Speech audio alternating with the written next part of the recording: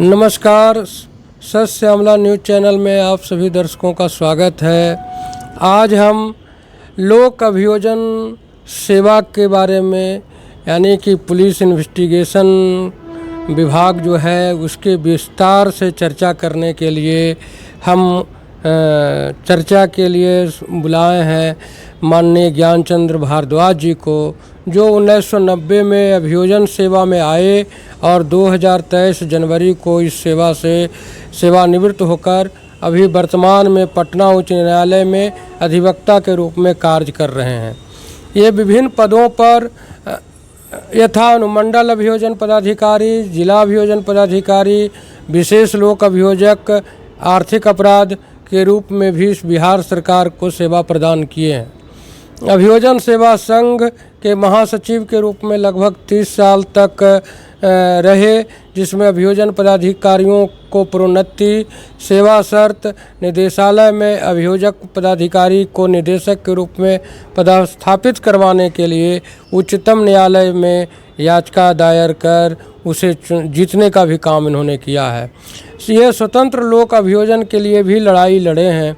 Sir, आपका हमारे channel में स्वागत है। स्वागत है सर, आप लोक अभियोजन में वर्षों सेवा दिए। लोक अभियोजन के बारे में आम लोगों को विशेष जानकारी नहीं है, इसके बारे में आप हमारे दर्शकों को बताएं। जी, देखिए, लोक जो पीपुल्स प्रोसिक्यूशन है, यह क्रिमिनल जस्टिस सिस्टम का एक अभिन्न अंग है और क्रिमिनल जस्टिस सिस्टम के 4 अंग होते हैं।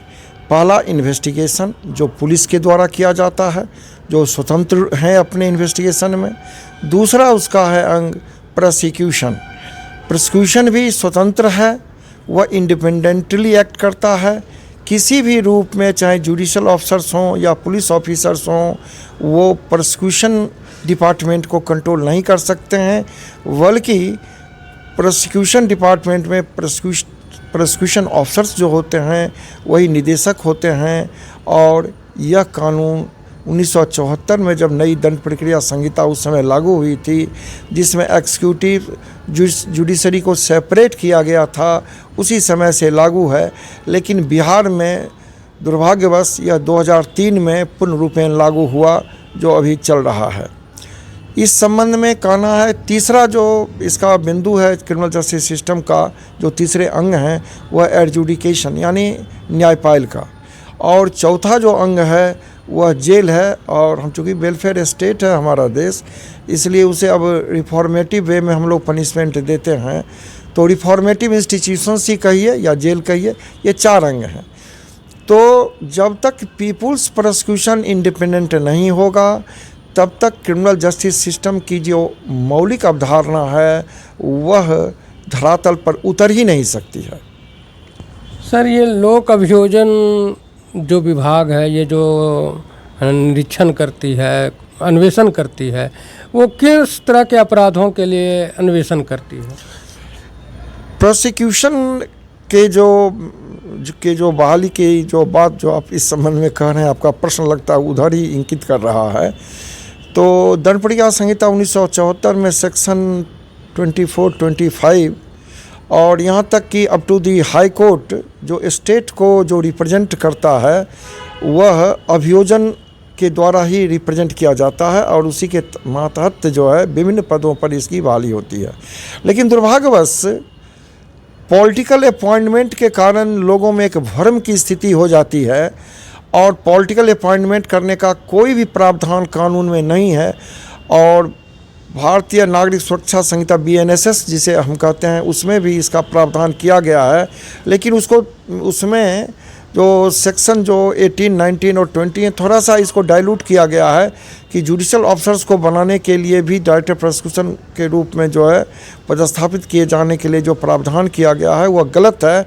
चूँकि इंडिपेंडेंस ऑफ जो प्रोसिक्यूशन है वह प्रभावित होगा, चाहे वह न्यायपालिका के पदाधिकारी हों या जो पुलिस पदाधिकारी हों, वो नहीं। अन्यथा जो लोगों को जो रिप्रेजेंट करते हैं, जो स्टेट को रिप्रेजेंट करता है इंडिपेंडेंटली, वह प्रोसिक्यूशन ही है। आप समझिए इस ढंग से कि हमारा देश जो है parliamentary form of the government है। Parliamentary form of the government का मतलब होता है कि यहाँ की जो जनता है अपने रिप्रेजेंटेटिव के माध्यम से कानून बनाती है और उसी कानून से इंडिविजुअली शासित भी होती है। कलेक्टिवली कानून बनाना, इंडिविजुअली शासित होना, ये महत्वपूर्ण बात है और उसको रिप्रेजेंट करता है प्रोसिक्यूशन। तो फिर उसमें पॉलिटिकल अपॉइंटमेंट जो है वह जो है गलत है, वह जो क्रिमिनल जस्टिस सिस्टम का जो मौलिक भावना है उसके खिलाफ है। ये नहीं होना चाहिए। जनता के बीच में ये बातें जानी चाहिए, जनता को उठ खड़ा होना चाहिए। यहाँ तक कि स्वस्थ लोकतंत्र के लिए भी आवश्यक है कि इंडिपेंडेंस ऑफ प्रोसिक्यूशन को हम स्थापित करें।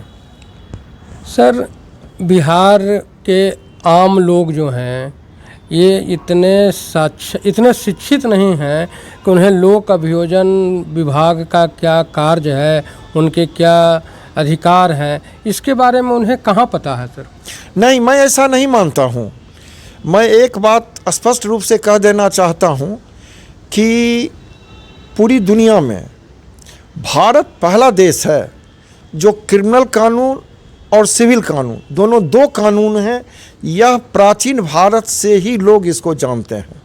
तो कानून के जो दो पक्ष हैं, एक जो शास्त्रीय पक्ष है उसकी बहुत अच्छी जानकारी यहाँ के लोगों को है, और जो कानून में जो सेक्शन वाइज जो कार्रवाई होते हैं, प्रोसीजर लॉ होते हैं, उस संबंध में हम समझ सकते हैं कि हो सकता है कि उसकी जानकारी न हो, लेकिन मौलिक कानून की अवधारणा यहाँ की जनता जानती है। मैं एक अपने घटनाक्रम से इसको कोरिलेट कर देता हूँ।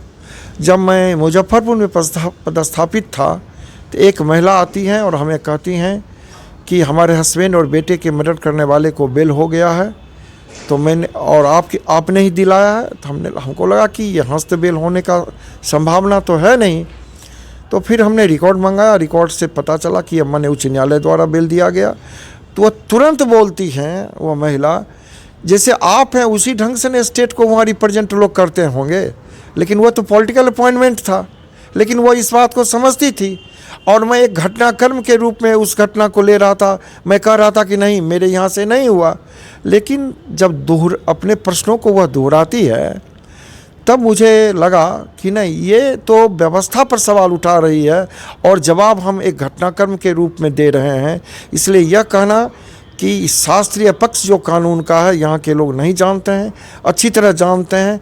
आवश्यकता है कि पॉलिटिकल सिस्टम में इस बात को डोमेन में जनता के बीच में लाया जाए, और आपके देश का न्यायपालिका किस ढंग से काम करेगा, अभियोजन किस ढंग से काम करेगा, पुलिस किस ढंग से काम करेगी, यह देश की जनता ही तय करेगी और पॉलिटिकल सिस्टम के द्वारा ही ये इस्टेब्लिश किया जा सकता है। सर, आपने कहा कि पुलिस कैसे काम करेगी और अभियोजन किस तरह से काम करेगी वो जनता तय करेगी या जनता तय करती है, लेकिन आज यहाँ की जो स्थिति है वो आपसे भी छिपी नहीं है कि पुलिस के पास जाने से भी लोग डरते हैं, और वो तो यहाँ तक कहते हैं कि पुलिस की दोस्ती और दुश्मनी दोनों ही ठीक नहीं है। नहीं, ठीक है, स्पष्ट है कि आपका प्रश्न बता रहा कि पुलिस पर से भरोसा जनता का उठ रहा है, इसलिए जाने से हिचकिचाती है, जबकि प्रोटेक्शन के लिए सबसे पहले उसे पुलिस के पास ही जाना चाहिए। और ऐसा नहीं है तो ये तो आपको स्थिति में सुधार करना ही होगा, क्योंकि जो इन्वेस्टिगेशन है वह पुलिस का विशेषाधिकार है। पुलिस अगर कार्रवाई नहीं करती है तो हम न्यायालय जाते हैं, नहीं, पुलिस अगर कार्रवाई नहीं करती है तो ये प्रोसिक्यूशन डिपार्टमेंट की जवाबदेही है कि पुलिस को कार्रवाई के लिए आदेश निर्गत करे। और जब कार्यपालिका विफल होगी तब तो हम न्यायपालिका में पीपुल्स के जो राइट हैं या जो क्राइम है, उस जो लॉ है उसको इन्फोर्स करने के लिए हम जाएंगे, और वो पीपुल की तरफ से प्रोसिक्यूशन डिपार्टमेंट जाएगा। एक घटना है सर, एक बार एक व्यक्ति जिनके घर में आपस में लड़ाई होती है और वो जाते हैं थाना जा कर के FIR दर्ज करने की बात करते हैं। थाना में कागज़ तैयार हो जाता है, सादे कागज़ पर FIR। उसके बाद वहाँ के जो पुलिस है वो कहती है कि आप कुछ चढ़ावा लाए हैं तो दीजिए। तो जब अगला कहता है कि मेरा ही हाथ पैर टूटा है और हम ही चढ़ावा दें, ये क्या मतलब है? तो वो जो वहाँ पदाधिकारी थे या जो पुलिस थी वो उस कागज़ को फाड़ देती है और उस व्यक्ति को तब तक अपने पास बैठा के रखती है जब तक वो किसी और आदमी को बुलाकर जिनके साथ घटना घटी, वो जब तक किसी और आदमी को बुलाकर एक पेपर पर नहीं लिखे कि हाँ इस व्यक्ति को मैं थाना से सही सलामत ले जा रहा हूँ, तब तक उस व्यक्ति को आने नहीं दिया गया। इस घटना से पुलिस और जनता के बीच फ्रेंडशिप कैसे होगी सर? ठीक है, आपका प्रश्न तो है कि आपने जो उदाहरण पेश किया हुआ तो पुलिस के द्वारा क्राइम किया गया है, और अगर पुलिस क्राइम करती है तो फिर जो कानून है, कानून अपना काम करेगा और इस बात को न्यायालय में लाया जाना चाहिए था और न्यायालय को संज्ञान में इस बात को, इन तथ्यों को लेना चाहिए था और लिया भी जाएगा। आप जानते होंगे कि पुलिस टॉर्चर के कारण जो है कई लोगों की हत्याएं भी हुई हैं।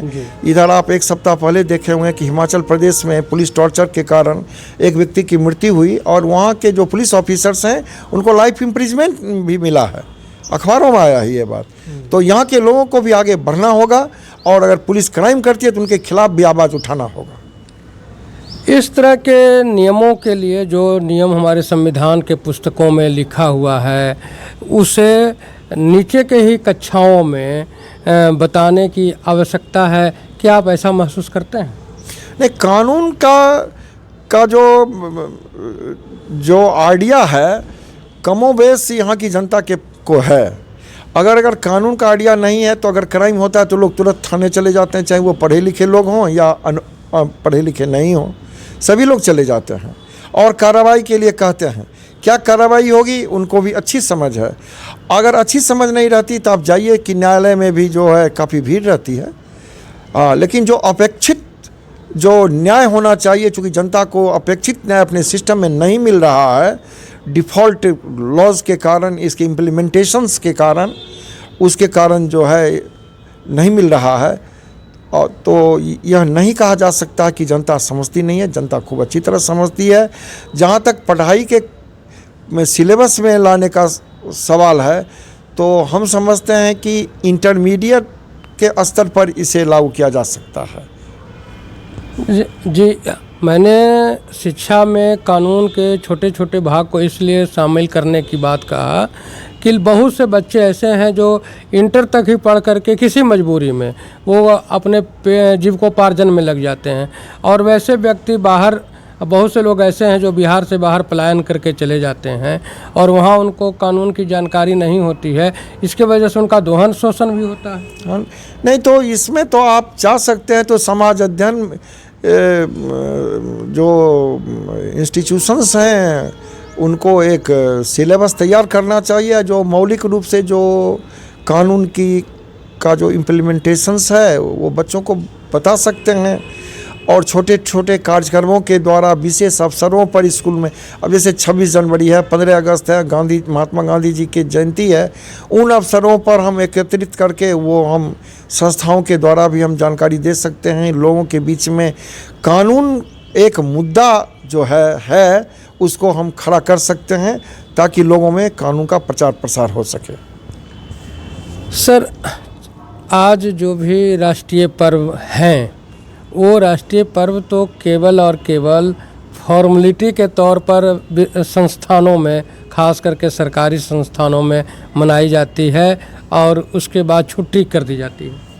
नहीं, वो जब हम किसी कार्यक्रम को एक रूपरेखा तैयार करके जब हम जाएंगे, उस पर काम करेंगे और सिलेबस का पार्ट अगर बना देंगे तो आवश्यक हो जाएगा कि उन तथ्यों पर मंथन होगा, विचार होगा, बच्चों में इसके संबंध में जानकारियाँ जो प्राप्त की जाएंगी, प्रतियोगिता हम करवा सकते हैं। कई तरह के कार्यक्रमों के द्वारा जो है कानून की जानकारी जो है हम अपने लोगों के बीच में हम प्रचार प्रसार कर सकते हैं। सर, आए दिन पदाधिकारियों के द्वारा या जनप्रतिनिधियों के द्वारा, दोनों तरफ से, शासन और प्रशासन के जो लोग हैं उनके बारे में अखबारों में या चैनलों पे आता है कि उन्होंने अमुक विभाग में इतना घोटाला किया या अमुक पदाधिकारी के पास इतने नगद पैसे पकड़े गए, इतने ये पकड़े। तो इसका जो अन्वेषण होता है वो किस डिपार्टमेंट, वो भी लोक अभियोजन के तहत होता है या किसी अन्य विभाग के द्वारा होता है? नहीं, क्राइम का इन्वेस्टिगेशन तो पुलिस करती है और अभियोजन न्यायालय में संचालन जो प्रोसिक्यूशन का होता है यह अभियोजक प्रोसिक्यूटर करते हैं। किसी भी तरह का जो क्राइम है उसका इन्वेस्टिगेशन का विशेषाधिकार सिर्फ और सिर्फ पुलिस विभाग को भी ही है और उसका जो प्रोसिक्यूशन है वो अभियोजन करता है और अभियोजन स्टेट का होना चाहिए, पॉलिटिकल अपॉइंटमेंट नहीं होना चाहिए। तो फिर जो एक्सपेक्टेड रिजल्ट है वो आपको नहीं आएगा, ये महत्वपूर्ण बात है। यानी अब लोक अभियोजन जो है जो लोगों को बचाने के लिए, यानी निर्दोष लोगों पर कार्रवाई नहीं हो, इसके लिए काम करती है। नहीं, अभियोजन का अर्थ है कि न्यायालय को असिस्ट कीजिए कि ये जो है सच्चाई क्या है, चाहे वह डिफेंस की बात हो, स्टेट पक्ष, अभियोजन पक्ष की बात हो, नहीं, जो सच्चाई है, फैक्ट्स और लॉ दोनों आप न्यायालय में प्लेस कीजिए ताकि निर्दोष बचें और जो रियल कल्प्रिट हैं उनको सज़ा मिले। आम लोगों तक अब लोक अभियोजन की जानकारी या उच्च न्यायालय तक जाने की जो आज भारी भरकम जो खर्च हो गए हैं, या फिर उच्च न्यायालय ही नहीं, जितने छोटे न्यायालय से लेकर के बड़े न्यायालयों तक केसों का आज भरमार है, इसके ऊपर आपका क्या विचार है? नहीं, ये केस तो ये देखिए, एक चीज़ मैं बता दूं, ये पूंजीवादी व्यवस्थाओं के कारण जो है केस लगातार बढ़ रहे हैं। हमारा संविधान क्या है? समाजवादी संविधान है। हर व्यवस्था संवैधानिक होना चाहिए, समाजवादी होना चाहिए और क्रिमिनल जस्टिस सिस्टम भी सोशलिस्टिक फॉर्म में होना चाहिए। ये कैपिटलिस्टिक फॉर्म में चल रहा है जिसके कारण मुकदमों की संख्या बढ़ रही है और विशेष न्यायालय की ज़रूरत नहीं है।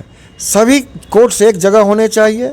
सभी कानून, जितने भी कानून आप बनाते हैं, रिप्रेजेंटेटिव जो जनता के जो प्रतिनिधि हैं बनाते हैं, उसका पालन होना चाहिए। लेकिन दिक्कत यह है कि यह पूंजी के दबाव में ये कानून भी गलत बन रहे हैं। अभी जो 3 नए कानून बने हैं उसमें हमको लगता है कि जनता की अभिव्यक्ति उस कानून के माध्यम से नहीं हुई है, वह पूंजी की अभिव्यक्ति हुई है। तो ये 3 कानून में सर, जैसे आप तो पहले तो न्याय संहिता है, BNSS जिसको कहते हैं। आप एक उदाहरण लीजिए जिसमें 7 साल तक की सज़ा है। उसमें कहा गया है कि पुलिस जो है पहले उसका जांच करेगी और जांचोपरांत जांच कितने दिनों तक करेगी? तो 14 दिनों तक करेगी और उसके बाद तब होता कि FIR दर्ज करे और तब कार्रवाई करे। जबकि नियमतः जो विक्टिम है, जो पीड़ित है, उसको 24 घंटे के अंदर FIR दर्ज होना चाहिए, न्यायालय द्वारा संज्ञान लिया जाना चाहिए, पुलिस द्वारा कार्रवाई की जानी चाहिए और इसको आधार बनाकर पुलिस हाथ पर हाथ धरकर बैठी रहती है। और इससे, इस कानून से पीड़ित को तो प्रोटेक्शन नहीं ही मिलता है, उल्टे अभियुक्त को ही प्रोटेक्शन मिल रहा है। ये गलत कानून है। दूसरा कि इंडिपेंडेंस ऑफ प्रोसिक्यूशन की बात कर रहे हैं तो फिर जुडिशल ऑफिसर्स को आप डायरेक्टर बनाने की बात कैसे कर दी है? ये गलत कानून है। तीसरी बात कि आप मान लीजिए कहीं पर मर्डर होता है, अगर हमको कलेक्ट करना है एविडेंस, जो ब्लड स्टेन है गिरा हुआ, अब 5 साल तक में आप कलेक्ट कर सकते हैं। चौथी बात, इस नए कानून में बहुत गंभीर जो है वह धारा जोड़ी गई है कि पुलिस अगर चाहे तो किसी के खिलाफ कार्रवाई के लिए एफिडेविट पर न्यायालय से प्रार्थना कर सकती है, जबकि पुलिस का मौलिक काम है कलेक्शन ऑफ एविडेंस। वह जो एविडेंस है उसको कलेक्ट करेगी, चाहे वह मटेरियल हो, ओरल हो या जिस तरह का एविडेंस वह देख रही है, समझ रही है, जो घटनाक्रम में आया है तो उसको कलेक्ट करेगी। लेकिन यहाँ तो क्रिएशन ऑफ एविडेंस का पावर दे दिया गया है। मुझे तो लगता है कि पूरी दुनिया में पुलिस को क्रिएशन ऑफ एविडेंस का कोई पावर नहीं है, इसलिए इसे पूर्ण रूपेण इसे इस पर पुनः विचार किया जाना चाहिए और इस कानून पर पुनः पार्लियामेंट को जो है डिस्कशन करना चाहिए, क्योंकि ये बिना डिस्कशन का भी कानून ये पास हुआ है, ये भी सोचना होगा। सर, ये पुलिस को जो अभी नया कानून जो बना है उसमें आपने कहा कि पुलिस को क्रिएशन करने का, यानी गवाह को बनाने का भी अधिकार मिल गया है। गवाह नहीं, एक किसी भी व्यक्ति को फंसाने का अधिकार उनको मिल गया है। अच्छा। अगर इनेक्शन, हमने कहा ना कि जिसमें 7 साल तक की सजा है वो 14 दिनों तक जांच करेंगे, जांच के नाम पर एक्यूज को प्रोटेक्शन भी मिल गया।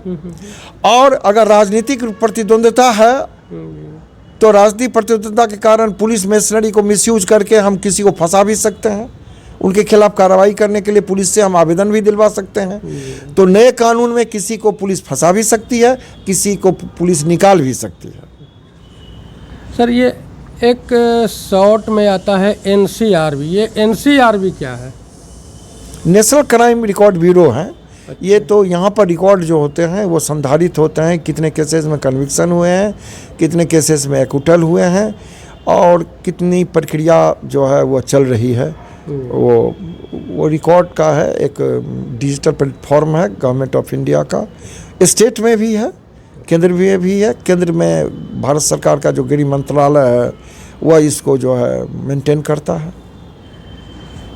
किसी भी इन्वेस्टिगेशन में पुलिस ऑफिसर का क्या अधिकार है सर? इन्वेस्टिगेशन स्वतंत्र होना चाहिए, प्रभावित नहीं होना चाहिए, इंडिपेंडेंट होना चाहिए और समय सीमा के तहत होना चाहिए और पुलिस को करना चाहिए जो पुलिस नहीं कर रही है। सर, भारत के जितने भी न्यायालय हैं उसमें लंबित केस का आंकड़ा या जो 1 साल से पहले का है या और जो ज़्यादा का है, उसका अगर आंकड़ा कुछ आपके पास है तो आप हमारे दर्शकों को बताएं। जी हाँ, एक दैनिक भास्कर अखबार हैं तो उसमें एक जो लंबित जो मामले हैं उसका एक डाटा आया था। उसमें है कि 1 साल तक के पुराने जो मामले हैं 1,76,64,164, 1 से 3 साल तक जो लंबित मामले हैं 1,01,83,794, 3 से 5 साल लगभग 60 लाख और 5 से 10 साल लगभग जो है 74 लाख और 10 साल से ऊपर लगभग 41 लाख के जो आंकड़े हैं वो अभी लंबित हैं। इसी ढंग से जो अंडर ट्रायल प्रिजनर्स हैं वो टोटल लगभग अंडर ट्रायल प्रिजनर्स हैं 5,73,220, जिसमें कन्विक्टेड भी हैं अंडर ट्रायल, उसमें अंडर ट्रायल हैं 4,34,302। ये काफ़ी भयावह है। जब आप टोटल आंकड़े देखेंगे तो कई करोड़ में आंकड़े चले जाते हैं।